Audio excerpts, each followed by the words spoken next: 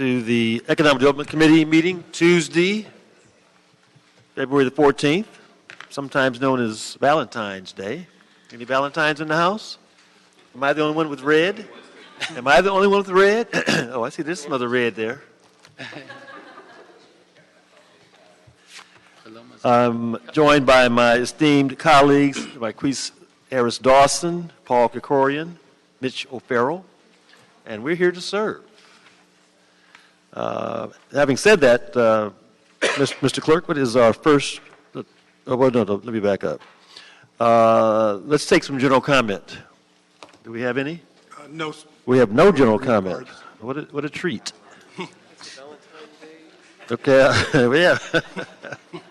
Let's move fast before someone changes their mind.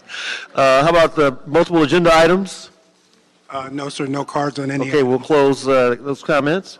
Members, if there's no objection, we'll take items 3, 6, 7. You got a card? Mr. Chair, I'm sorry. We do have 2 cards for item number 1. All right. Well, let's can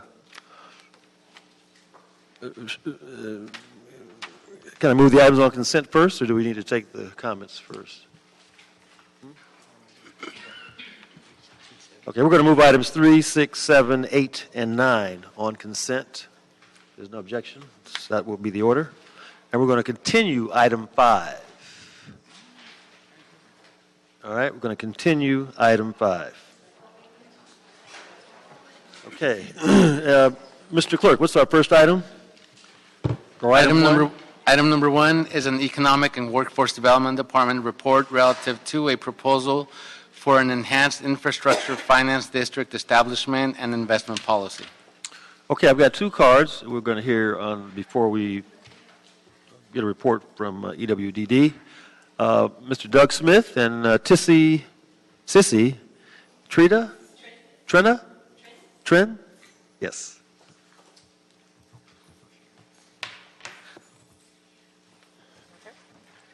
Doug, you may go forward. You'll have 1 minute. All right. Good afternoon, council members. Doug Smith. I'm a staff attorney at Public Counsel. We work with affordable housing developers and community-based organizations across the region to advance community-serving development and investment. We all know the tremendous harms that can occur when large-scale development and investment does not include protections for low-income communities. With these EIFDs, we have a new tool and a new chance, I think, to learn from these past mistakes and commit to a new model of inclusive, equitable development without displacement. But this won't happen automatically. The city needs to prioritize equity and inclusion on the front end. So we appreciate EWDD's work to create this guiding framework and to carefully evaluate financial feasibility. But as the very first step in EIFD creation, the establishment policy should not be silent on impacts and protections for low-income residents. So we urge 2 additions to this establishment policy. 1, an assessment of the potential impacts on low-income communities in and around the proposed EIFD. And 2, a general policy that all EIFDs in the city will include meaningful community-serving provisions, including a significant dedication of tax increment to affordable housing. And if I can, I'd like to submit a letter that details these recommendations. You may. Thank you. Thanks for your comment. Yes, ma'am.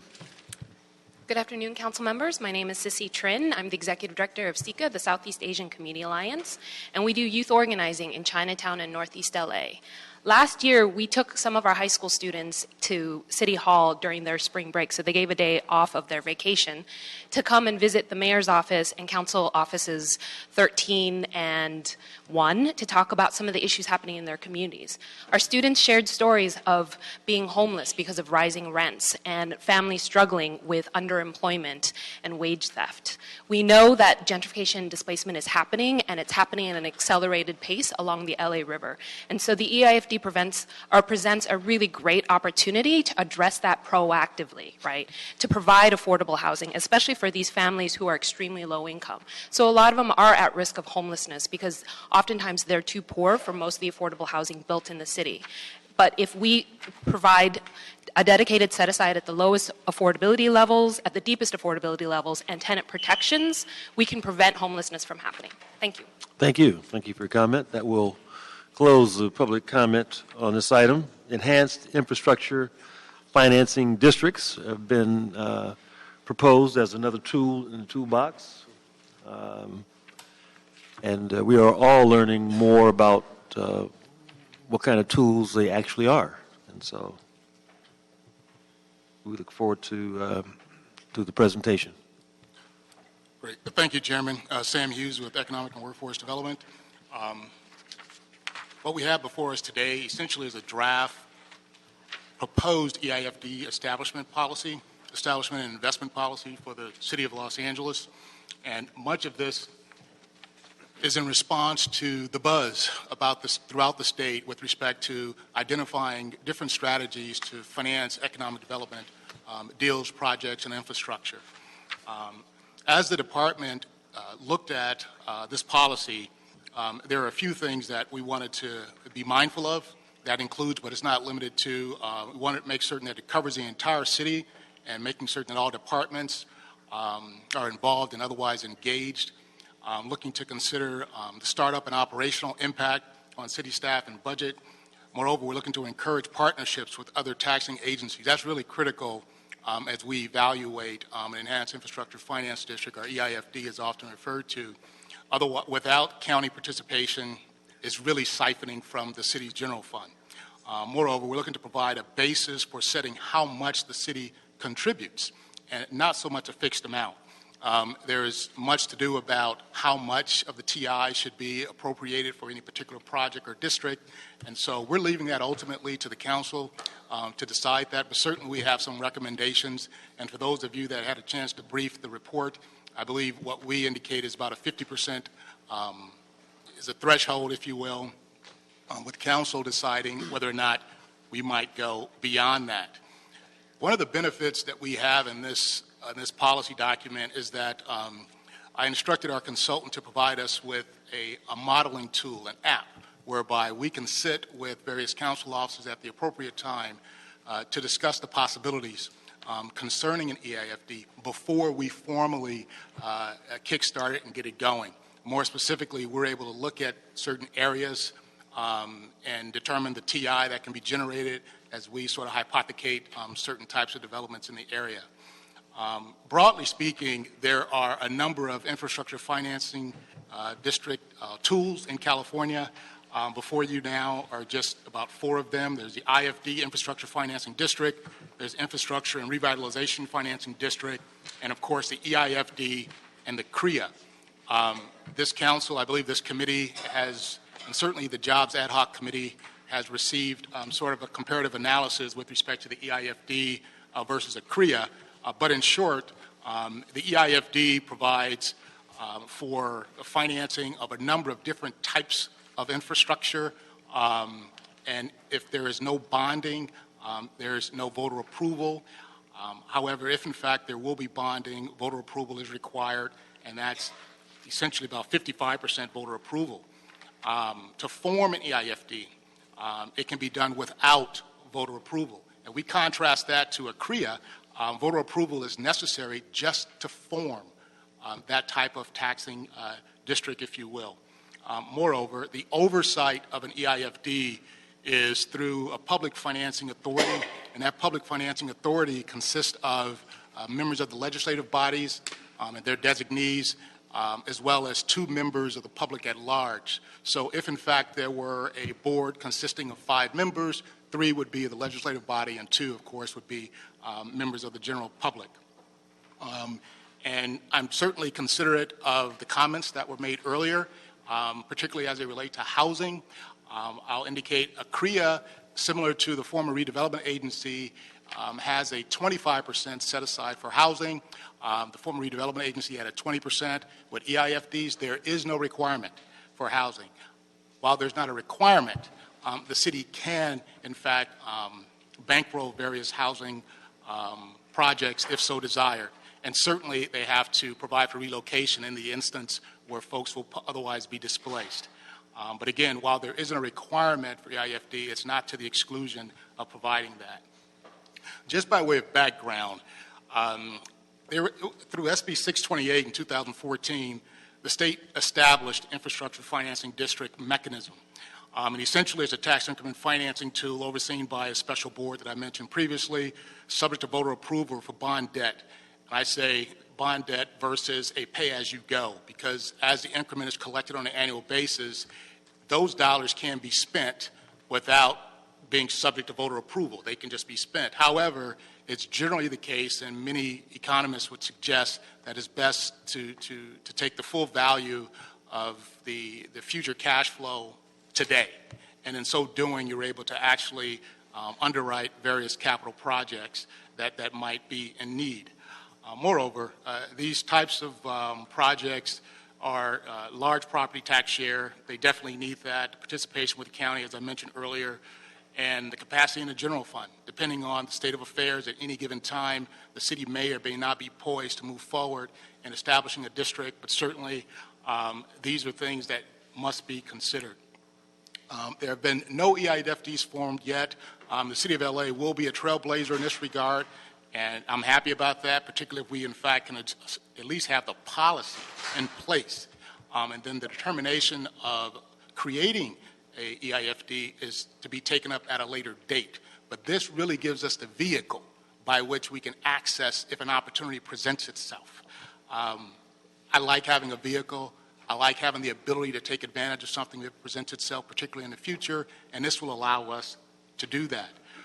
EIFDs in general can fund these items listed above, which include but are not limited to roadways, sewer and water projects, public facilities, brownfields, affordable housing, industrial properties, as well as transit properties as well.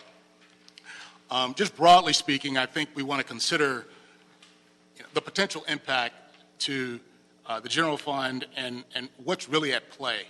First and foremost, these are not new taxes. They're not new taxes. And in many ways, as it relates to real property, the taxes that are being collected are set. And you'll see here, essentially for the city, it ranges anywhere from roughly 15% to as high as around 32%, depending on the tax rate area. And certainly the county's share is anywhere from 17 to upwards of 42%. And so as we consider adopting a policy that will allow us to have use this particular tool, I think it's important to stress that tax increment is just that. It's the tax growth. Beyond any base year. And the base year in this hypothetical, if you will, is once that EIFD is established and we determine the base year, then any growth post-establishment would be the tax increment above and beyond any revenue that might inure to the general fund now. So it's not taking anything that's otherwise going to the general fund. About a month and a half ago, HR&A consultants, advisors, if you will, conducted a study on behalf of the city, and it looked at the LA River and the potential that was there in establishing an EIFD. And what was discovered is that in the case of the LA River, a 30-year revenue bond could yield about $1.8 billion. That's in 2016 dollars, and the projections are based on certain revenues over time. We contrast that full-blown analysis to other areas of the city that might be considering an EIFD. In the case of a smaller proposed EIFD, for example, in Venice, it might generate, hypothetically, a 30-year revenue bond might generate $20 million in today's dollars based on future tax increment for a particular EIFD district. That can be, it can consist of several blocks, several miles, or it can be a specific project. And so the EIFDs, in short, can be formed and typically are formed through the Public Financing Authority and the implementation plan that's required as a part of that authority. And if you review your notes, there's much to be talked about with respect to the whole process as it relates to establishing the EIFDs and the mechanisms to get things going. As we consider the effects of the city contribution, some of the things we're thinking about, and as it's dialed into this policy document, is whether there'll be a catalytic potential for the development and the fiscal and economic benefits. Will there be a higher return on investment as a result of establishing the district? The location within the city, particularly with respect to the real estate market cycle and potential values, it's important to step back for a moment. And as we understand that the tax increment is what's at issue, it's important to know where we might be in the real estate cycle. some might believe that we've sort of topped out. If we've topped out, there's not much more growth to be had, and thereby no more tax increment. And so there has to be careful planning when we talk about establishing a district. But at this stage, when we're talking about the vehicle, setting up the vehicle, namely the policy, these are some of the things that we're going to consider. Moreover, the health of the city, whether or not it's a publicly owned property, the readiness, and how much the city is currently contributing elsewhere. Some of the key policies for EIFD formation, we've concluded, in addition to the establishment policy, there needs to be an investment policy. So there is a framework by which we should govern an EIFD, and then there are strategies to use the proceeds and the monies effectively. And so the criteria might include, but it's not limited to on the investment side, is a return on investment and making certain that it's really commensurate with the private sector returns, maximization of private capital, I should say. Leverage is essential for city investment. Certainly the catalytic potential of the project, job creation, and readiness. And so these are just a few of the items that are important as we move forward. And the process to evaluate an EIFD includes, but it's not limited to, initially, EWDD and the appropriate city bodies, after being instructed by City Council, we will make a preliminary assessment of the need or the feasibility for an EIFD in a particular area.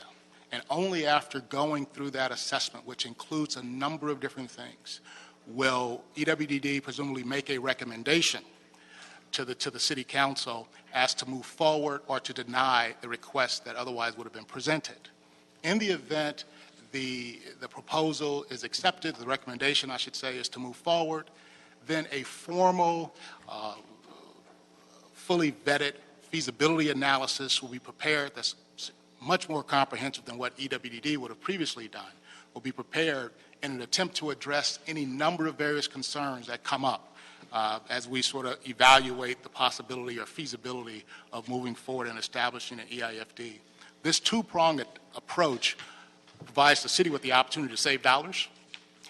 Clearly, we have capacity within EWDD, particularly given the app that the consultant developed for us, so we can make a quick and dirty assessment as to what can be generated.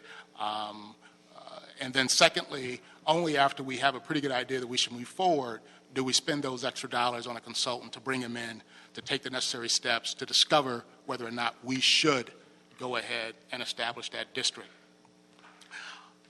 There's a lot of details before you, and there's a lot of moving parts sort of behind the scenes, and there's a lot of math to what's before us in general. But I think today's discussion, if you'll allow me, is really with respect to the policy and the EIFD policy and its EWD's position, at least that based on our analysis, we would recommend that we adopt this policy, and certainly subject to adjusting and amending and editing as appropriate. But it's with that I'm before you, and I'm do my best to answer questions as they're proposed. Okay, thank you, Sam, for that presentation. I know my colleagues have some questions. I've got a couple to kind of get us going, though. Has any other jurisdiction in the state formed an EIFD yet? No. No other jurisdiction, to my knowledge, has formed an EIFD as of today. Okay. Page 2 of the report indicates that the preliminary assessment of a potential EIFD would include a review of whether the EIFD is aligned with the city's fiscal strategy. Which strategies would be considered? Well, the citywide economic development strategy, as certainly you're aware, Chairman, and others on the committee, EWD was instructed a little while ago to move forward with the citywide economic development strategy. As I understand it, that RFP, I believe, is soon to be released. As that information comes back, that'll be part of the review, as well as certainly coordinating efforts with other departments, not the least of all the CAO, the CLA, and other departments that clearly have a role with respect to the direction of the financial health of the city. Table 1 of the report lists a number of formation tasks. Which of these are the responsibility of the city, which correspond to other taxing entities, the county? Yes. Which ones are responsibility of the PFA? The overall governing of the EIFD falls with the PFA, the authority that is made up or composed of those individuals that I mentioned earlier. And if, for example, the county is involved, as the city would presumably be, they would have representatives at the board, and those board members would instruct staff to prepare the implementation plan as it relates to a specific EIFD as it's developed.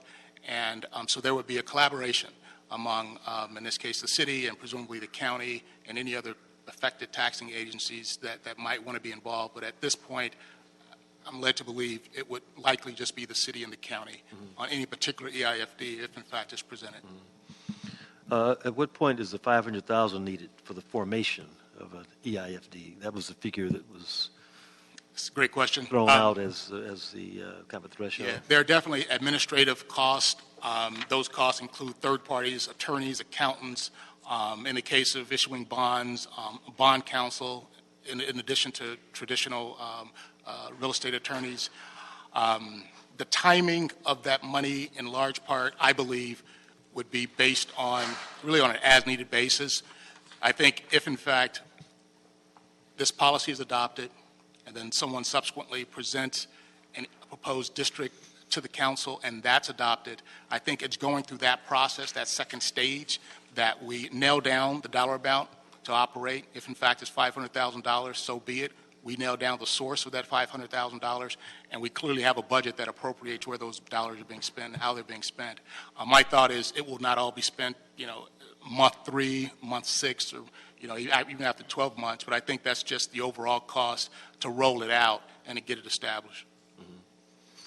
Based on the chart, it looks like the EIFD wouldn't generate revenue for some time, several Yes. months, and so I guess the question becomes: is that $500,000 worth it, or what's the value of it, or? Those are items that will be considered during the preliminary assessment and certainly at the secondary assessment level. And the size of the EIFD will really determine whether it's cost effective for us to move forward. If, in fact, there is a fairly large EIFD that's being proposed and the revenue that'll be, the tax increment that'll be generated as a result of new development, as well as just property turnover within a district, if, in fact, the revenue yield is such that there can be a significant bond issuance up front, it typically is financially feasible to move forward. In the event the proposed EIFD doesn't necessarily seem to generate enough money to, dare I say, be self-sustaining, if you will, or to provide the catalytic development, to spur other development that we would otherwise hope for, then those will be things that we would consider and recommending we go to the next stage. So much to do about sequencing and just allowing time to sort of to work to our benefit to determine ultimately what's in the city's best interest. But definitely the fiscal analysis is critical. I want to say almost exclusive of anything else, but that's not the case. I would say the fiscal analysis is likely upwards of 40 to 60% of the evaluation. And then, of course, you have these other considerations, not the least of all the cost to administer and the impact on the community, as well as just the overall project and how it's going to benefit the city specifically or a region. As is the case, I believe, in the proposed LA River EIFD, there's to be a regional impact that extends well beyond, let's say, the 11 or 32-mile stretch of the LA River. Well, it's safe to say lots of moving parts, Yes, as very you fluid mentioned. situation. Members, any questions? Mr. Thank you, Mr. Chair, and thank you, Mr. Hughes, for your comprehensive work on this. I think we bonded when you were brand new with HSID over my strong desire and goals for establishing an EIFD at the Los Angeles River, and the work that you've done on that has been exemplary and enlightening. I think a lot of us, myself especially, have learned a lot about what an EIFD could look like for the river, and then establishing the framework for the whole city, which is a very necessary component, and how I think your work with HR&R, or HRNA rather, on the study that we commissioned for the river has helped inform what a city framework could look like. And so I think the steps have been really promising. And I just want to thank you for that, and then have a few comments. As the chair knows, because he's on the Arts, Parks, and River Committee, we heard the HRNA report back in the fall, and you were there because you've been part of this every step of the way. It appears that we are close to triggering the establishment of an EIFD for the Los Angeles River, the whole 31 plus miles.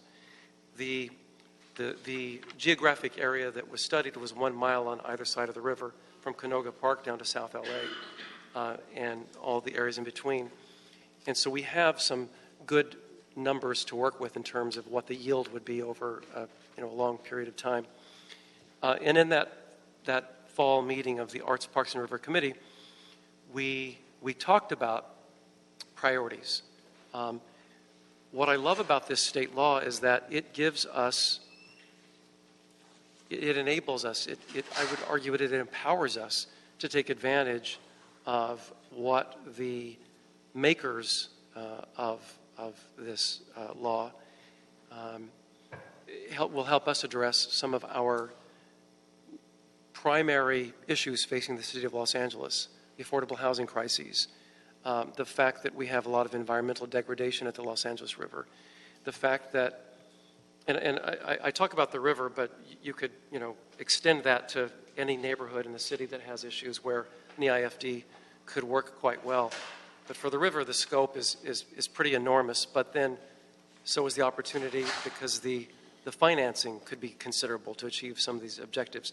But I'm talking about brownfield remediation, habitat restoration, infrastructure improvements, and what really sold me on approaching EIFDs is setting aside and baking into the establishment of an enhanced infrastructure financing district a set aside for affordable housing, because the law allows low and moderate income housing.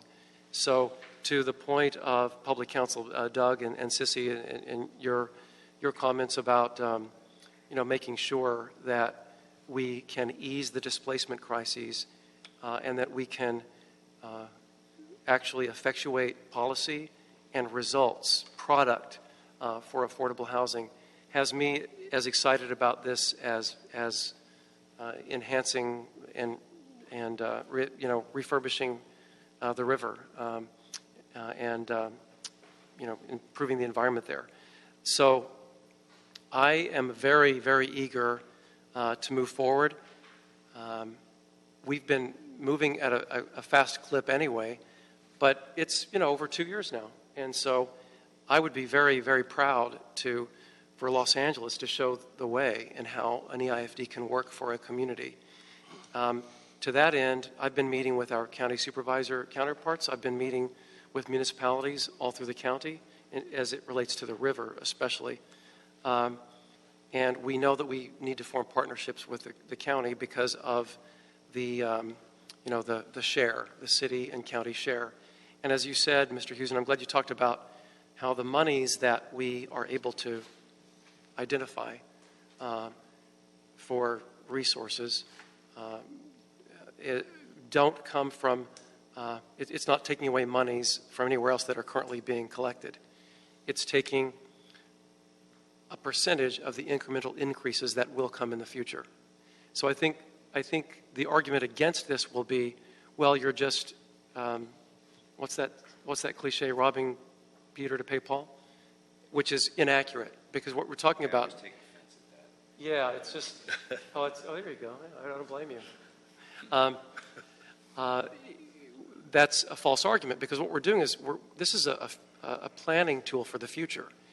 And in the communities that I talk to about EIFDs up and down the river, I think a strong case could be made, whether it's the river or whether it's anywhere else, that it is a way for the monies that you're already paying out to be reinvested back into the environment where you live or where you work. So in that sense, I'm very excited about this tool that we have. And you've answered most of my questions. And you and I discussed this a little bit. Once we adopt the framework for EIFDs for the City of Los Angeles, and you outlined the two immediate steps, a preliminary assessment through HSID, and then a third-party feasibility study, which we've done for the river. What then become the next steps? Do we then put the framework for a public finance authority together and get that approved? And if so, who approves that? At what point do we have to have notarized, legally sort of submittable documents to actually effectuate an EIFD? Sure. I'll do my best to answer that question. We may not have the answers yet because we might be the pioneers. Yeah, well, definitely the pioneers. In the case of the LA River EIFD, I think what's important to note is that that study was done in advance of actually narrating or proposing an establishment policy. So now that we have sort of this policy framework, notwithstanding the work that was done through HR&A, we would, assuming this policy were established and a motion was presented directing EWD, was that the preliminary? I think you mentioned HSID earlier. I did, and Star just corrected me. I've been saying HSID, but I meant to say EWDD. My apologies. No worries. But thankfully, we can sort of fast track it a little bit to the extent that EWDs wouldn't necessarily have to do the preliminary assessment because a full-blown analysis has been done, but that doesn't negate the process that we've outlined that's included in your Table 1 of the packet that you all received, and that includes the preliminary activities.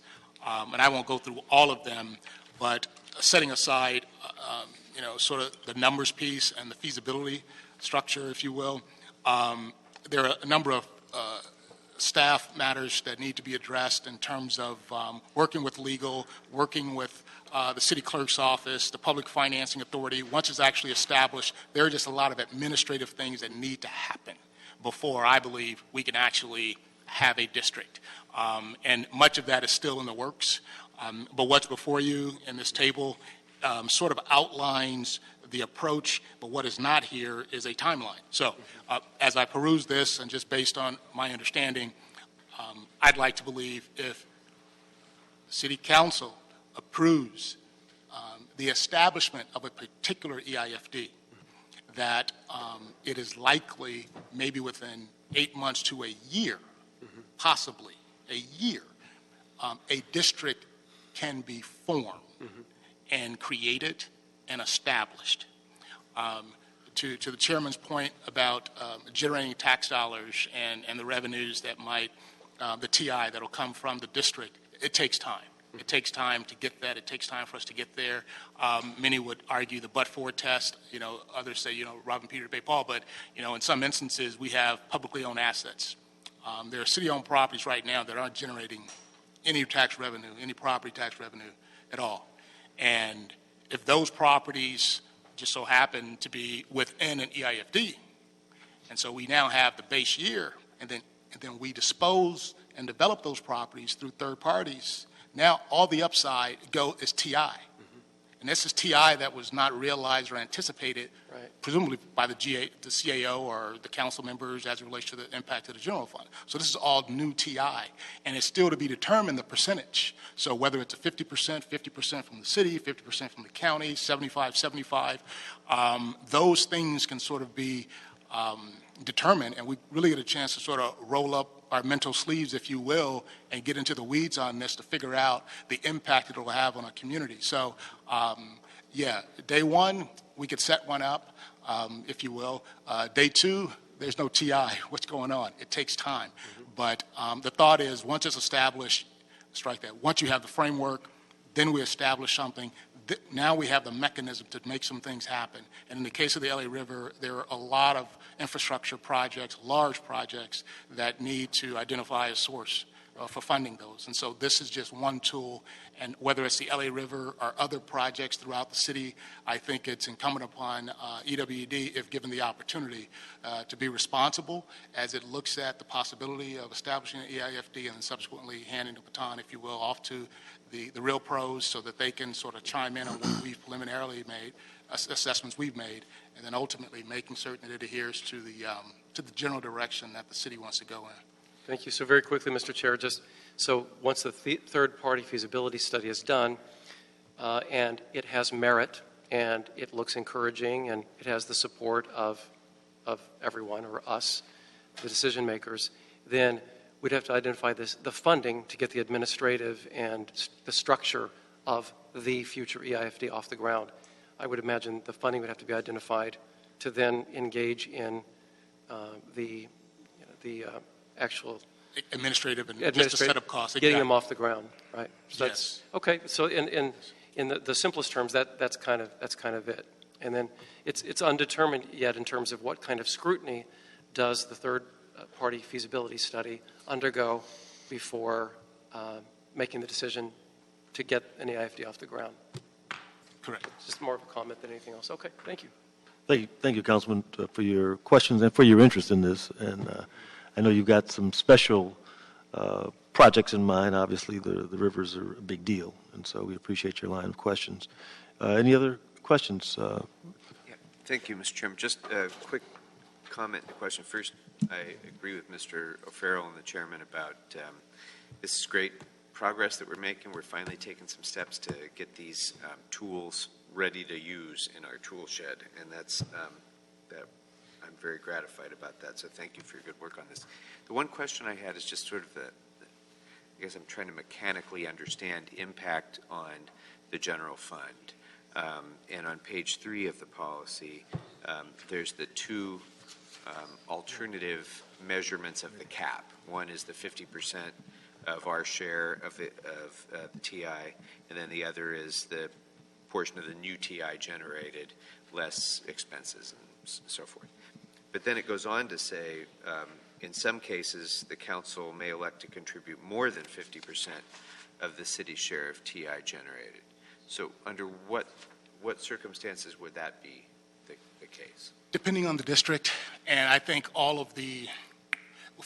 depending on the district, the size of the district, depending on the county share and what they preliminarily are willing to do, I think depending on the impact that the project might have on the immediate neighborhood and ultimately the region.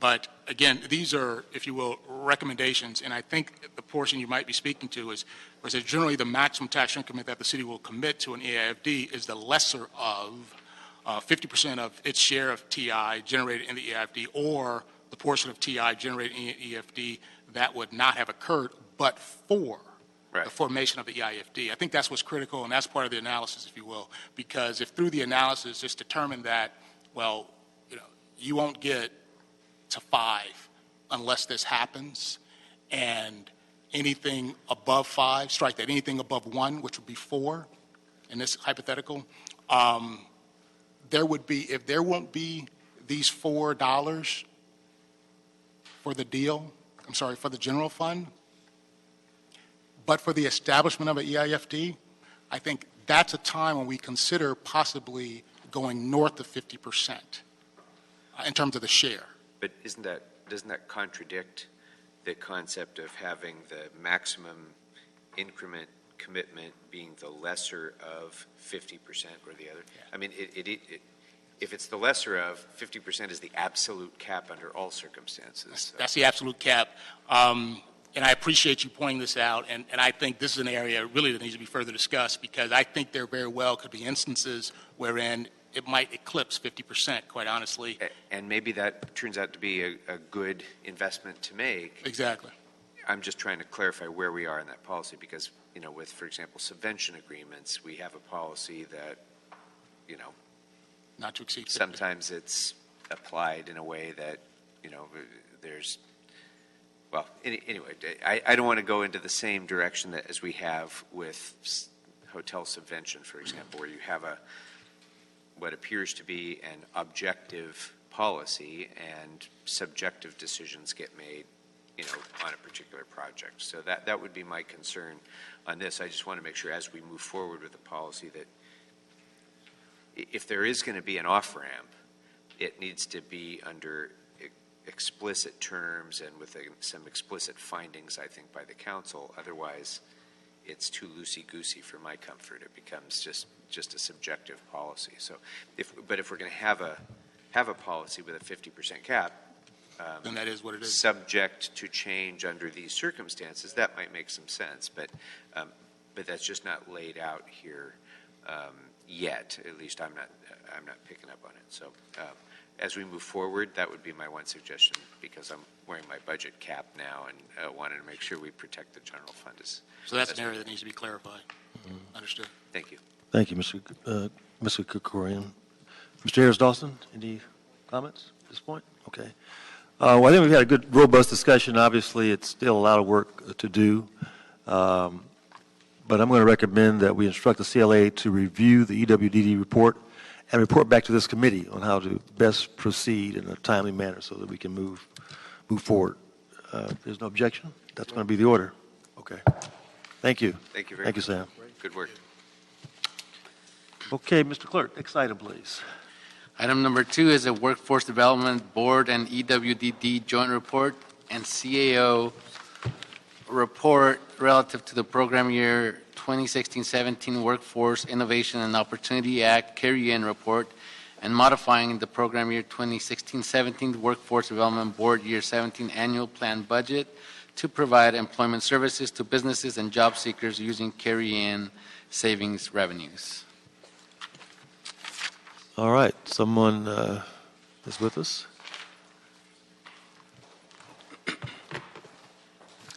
Good afternoon.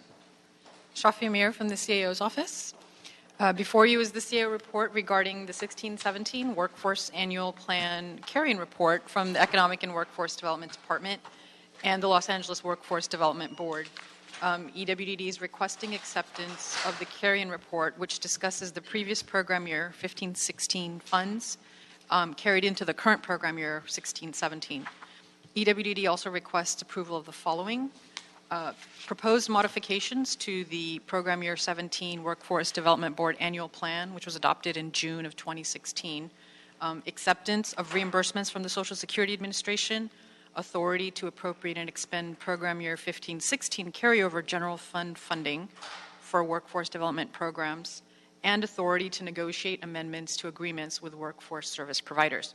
In addition, EWDD is requesting approval of actions to reduce reimbursements to the general fund by approximately $1 million for related costs incurred for salaries funded by the Workforce Innovation and Opportunity Act, otherwise known as WIOA fund, their grant fund. The related costs consist of employee benefits and city central services. The CAO is recommending approval of the report, including the modifications to the 16-17 annual plan, the authorities to accept the reimbursements from SSA, and the authority to negotiate amendments to the agreements, as well as the reduction to the related cost reimbursements to the general fund from WIOA. The department has stated that they have run into the federal imposed cap for administrative costs for the WIOA grant. The CAO will work with the department to identify any potential general fund savings at the end of the fiscal year, which may be used to offset or mitigate the impact of the reduction of the related cost reimbursements. And I can take any questions, and the department is also here if you have specific questions about Okay, thank you. I think we may have a couple of questions. I've got one. Just refresh our memory, the difference between the higher LA and the summer program. I know summer obviously is for youth, but what's the higher LA? I think the department can probably provide some details on the differences between the program services, but I know that you said the Summer Youth Employment Program is the annual program that they implement during the summer for youth. Higher LA is related for youth employment services, but the department can give us some detail. Okay. Good afternoon. My name is Gerardo Rubalcaba. I'm the Director of Workforce Development for EWDD. And essentially, they're both related programs. The Higher LA campaign is a private employer part of our campaign.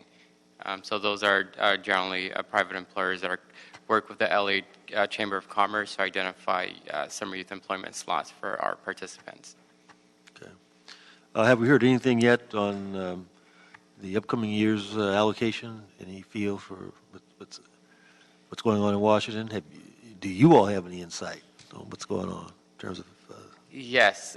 So we did receive our notification on funding for the next program year from the State Employment Development Department. So we know that the state did sustain substantial cuts to the WIOA program. As of now, it looks like we will sustain about a 5% cut to our 5% cut to our WIOA adult, youth, and dislocated worker funds the next program year. So what kind of dollars are we talking about? The exact dollars, it's approximately $2 million. So we will have a report. So we are preparing our annual plan for the next program year. We will have an update for both our Workforce Development Board and to this committee shortly with additional information. All right, thank you. Members, any questions? Paul? Marquise? Yeah, I'm sorry. I glossed over this, I guess, as I was preparing, but I'm trying to understand where the $1 million reduction in 5% reimbursements to the general fund Sure. comes from, and how it is that, I mean, isn't that a $1 million appropriation in the middle of the budget year that we're talking about now, when we're facing a $250 million mid-year deficit? So, Because I haven't considered this in budget as far as I can recall. and the department is here, they can give you the more details regarding these are reimbursements for related costs. So what it is they're all front funded by the general fund, and then EWDD reimburses the general fund after the fact Right. for the related costs that are incurred. Right. The department calculates based on the salaries that are actually expended, so they may have vacancies, there are different issues okay. that may impact. This is not just because of vacancies, but because they're allocated up to the federal grant only gives them 10% of the total allocation for WIOA. The federal, requirements give them only 10% of the actual allocation to be used for admin salaries, and they've run up against that cap. And the department can give a little bit more detail on that as well. Catherine Bondak, I'm the Director of Financial Management Division. WIOA specifically in its regulations has a cap for admin costs, and they have very specific functions on what consists that admin. Because of a number of reasons, mostly by this steady decrease in our WIOA allocation and the increase in the cap rate, we have reached that 10% cap. And therefore, those costs in excess of that cap will not be allowable in our WIOA grant.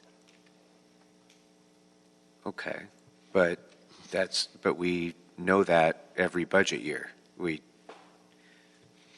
Nothing has changed. There's no circumstance that's changed, is there? I guess here's what I'm trying to understand. The net impact of what we're saying here is that we're asking for $1 million contribution from the general fund for this program. Yeah, and it's realized as far as a reduction in revenue. That it comes in as revenue from EWDD, and so there will be $1 million less in revenue coming into the general fund, is the way that it's actually actualized. It's something that we have, the CAO will look at, because they have some general fund savings that may be accumulated in the department based on some vacancies. Within the department? Based on salaries, for instance, that were given general fund salaries, and they've had vacancies in those positions that are general fund. So at the end of the year, especially at the year-end FSR, there will be a look at any general fund funding that's left over, that's in the department. Within the department? Within the department, right. Okay. So that may offset some of it. It depends on, towards the end of the year, what's left over in their salaries. I do know that they have had vacancies in their general funded positions. So there will probably be some. Okay. That's just a projection. Right now we're at the mid-year, almost at the mid-year FSR, but that would be towards the year-end FSR. Okay. Well, I guess subject to hearing where that money is going to come from, I certainly agree with the substance of this, so I want to vote for it.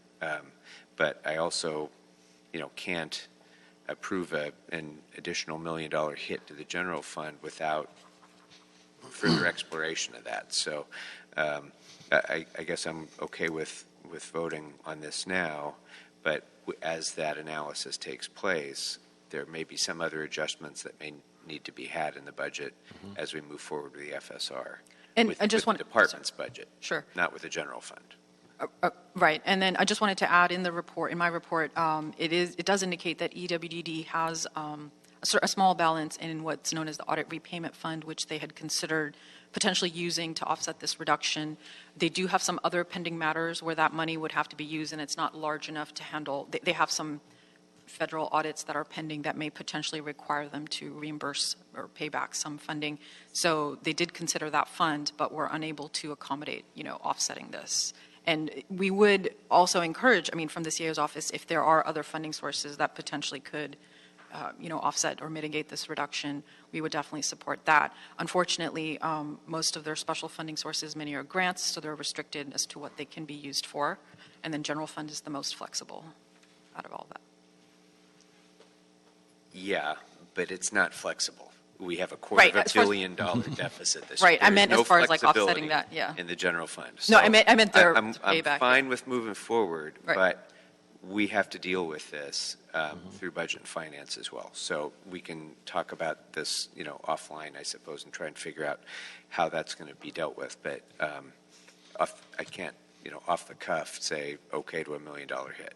So okay to move forward now, but we're going to have to revisit it after this hearing, I think. Okay. Okay, Thank good. you. Mr. Dawson, any comments? Okay. Well, listen, let's approve the CAO's report recommendations, and certainly that will include some additional follow-up conversations. Okay? No objection, that will be the order.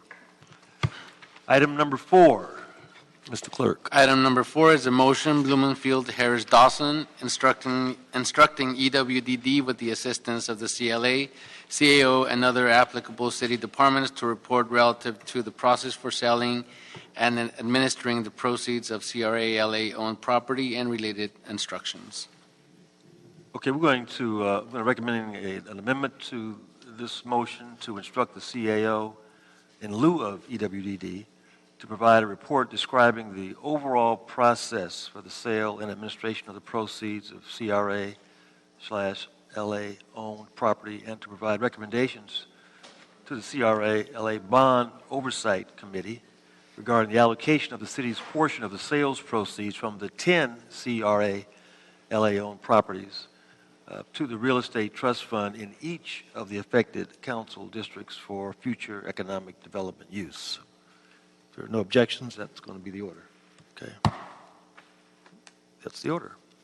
Any other items before us at this time? No, sir, that clears the desk. Okay, if there's no other business, this meeting is adjourned. Thank you.